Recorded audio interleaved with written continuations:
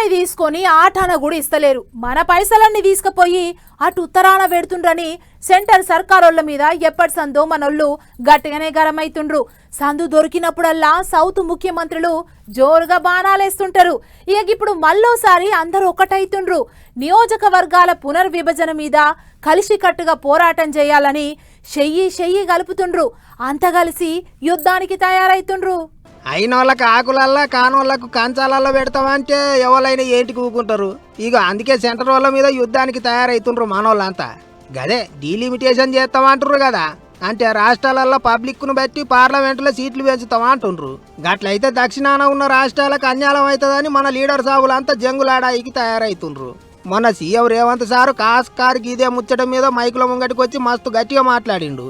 ఎట్టబడితే అట్ట చేస్తే ఊకునేది లేదన్నట్టు గరం అయిండు. మంగళవారం నాడు తమిళనాడు ముఖ్యమంత్రి స్టాలిన్ సారు కూడా హెచ్చరికలు గట్టిగానే చేసిండు. ఊరు వాడ ఏకం చేస్తాం, ఉద్యమం చేస్తాం అన్నట్టు మాట్లాడిండు. ఇట్లనే రాజకీయాలన్నీ పక్కకు పెట్టి దక్షిణాన ఉన్న అన్ని పార్టీలు అన్ని రాష్ట్రాలు ఇప్పుడు చేతుల చేయి కలిపేందుకు తయారైతున్నాయి. కారు పార్టీ వాళ్ళు కూడా పోరాటానికి సై అంటుండ్రు. డీలిమిటేషన్ పేరు మీద దక్షిణాది రాష్ట్రాలకు, తెలంగాణకు, ఆంధ్రకు, తమిళనాడుకు, కర్ణాటకకు, కేరళకు, పాండిచ్చేరికి అన్యాయం చేస్తామంటే మాత్రం ఎట్టి పరిస్థితుల్లో ఊరుకోము. ఒక్క మాట మాత్రం పక్క, ఇవాళ 24% వాటా దక్షిణాది రాష్ట్రాలకు పార్లమెంట్ లో ఉన్నది. దాన్ని యథాతథంగా మెయింటైన్ చేయాల్సిందే.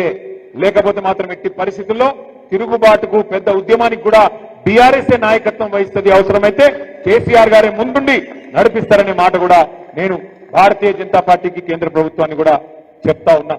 గిట్లా ఏడికైతే ఆడికి మేమంటే మేము పోరాటానికి సిద్ధం అన్నట్టు అందరు తయారైతుండ్రు. ఇంకో దిక్కు ఎవరెన్ని తీర్ల మాట్లాడినా వెనకకు తగ్గేదిలే అన్నట్టు చేస్తాండ్రు సెంటర్ వాళ్ళు. 2011 జనాభా లెక్కల ప్రకారమే నియోజకవర్గాల పునర్విభజన చేయాలని తయారైతుండ్రు. బేస్తారం నుంచి 3 దినాలు ప్రత్యేక పార్లమెంటు సమావేశాలు ఉన్నాయి. పని అటు మహిళా రిజర్వేషన్ బిల్లుతోని కలిపి నియోజకవర్గాల పునర్విభజన బిల్లుకు కూడా ఆమోదం తెచ్చుకోవాలని చూస్తుండ్రు. మరి ఏమైతుందో చూడాలి. చిన్న రాష్ట్రాలు ఉన్నాయో అన్ని రాష్ట్రాలకు కూడా అన్యాయం జరిగే పరిస్థితి, ముఖ్యంగా సౌత్ ఇండియా రాష్ట్రాలకు.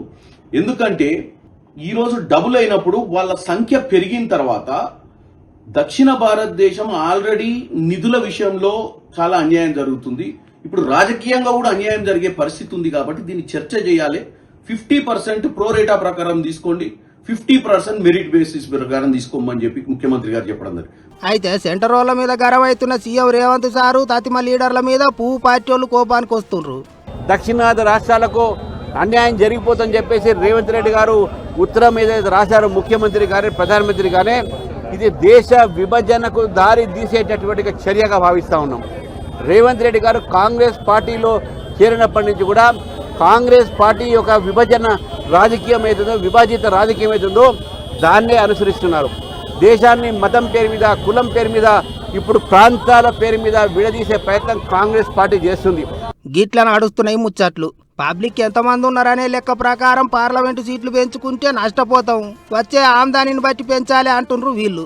ఎవరికేం నష్టం రాదు, అంత మంచిగానే ఉంటది అంటున్నారు పువ్వు పార్టీ వాళ్ళు. అంత చూస్తుంటేనైతే పంచాయతీ ఇంత పెద్దగానే అయ్యేటట్టుంది. సెంటర్ వాళ్ళు అన్నంత పని చేసిన రైతే మాత్రం రగరగ రగిలేటట్టే ఉన్నది దక్షిణాది.